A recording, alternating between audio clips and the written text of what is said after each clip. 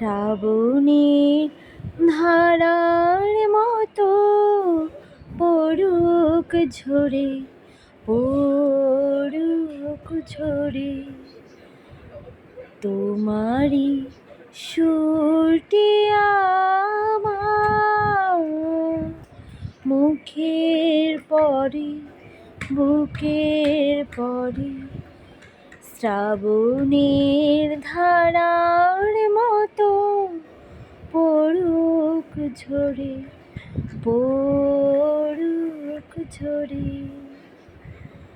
নমস্কার বন্ধুরা, কেমন আছেন সবাই? আমি সিথি।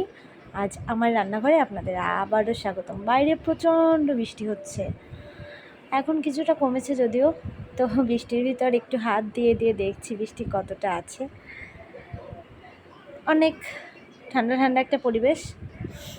এর ভিতর আমার অয়ন সোনা চলে এসেছে মা করে ডাকতে ডাকতে। এসে বলছে, মা আমি কিছু খাবো। তো আমি বললাম, কি খাবে? দেখো বাইরে বৃষ্টি হচ্ছে, রান্না তো করাই আছে, ডাল রান্না করেছি লেবু দিয়ে, ওটা খাও।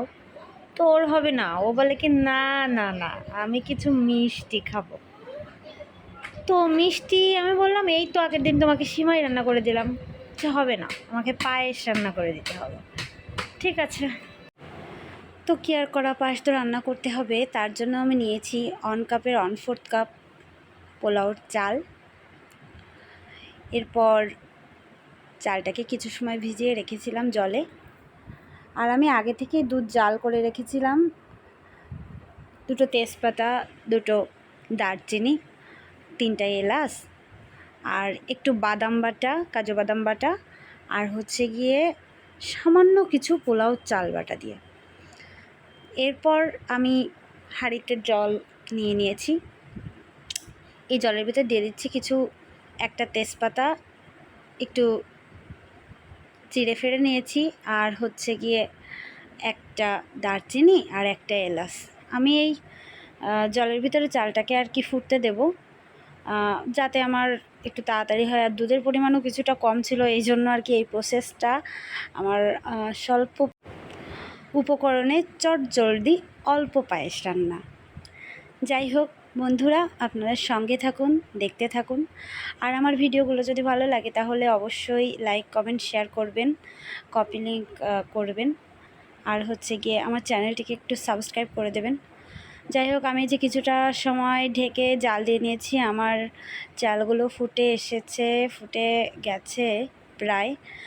আমি আরও কিছু সময় নেড়ে চেড়ে আর কি দুধটা হাঁড়িতে দিয়ে দিয়েছিলাম, আগে থেকে জাল করে রাখা দুধটা। এরপর আমি এই দুধটা দিয়ে আরও কিছু সময় নেড়ে জাল করছি চালের সাথে, যাতে সব ফ্লেভার খুব সুন্দরভাবে মিশে যায়।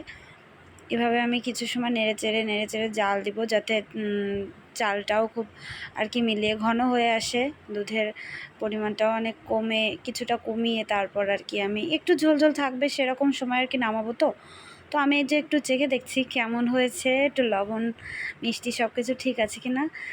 ব্যাস বন্ধুরা, আমার কিন্তু পায়েসটা রেডি। আমি এই যে সার্ভিং ডিশে নামিয়ে নিয়েছি, নামিয়ে একটু কাজু বাদাম, একটু চীনাবাদাম দিয়ে গার্নিশ করে নিয়েছি। দেখুন, এটা দেখতে যেমন সুন্দর হয়েছে, খেতেও কিন্তু অনেক অনেক সুন্দর হয়েছে। আর এতক্ষণ আমার সঙ্গে থাকার জন্য আপনাদের অনেক ধন্যবাদ, ভিডিওটি দেখার জন্য অনেক ধন্যবাদ। সবাই ভালো থাকবেন, নমস্কার।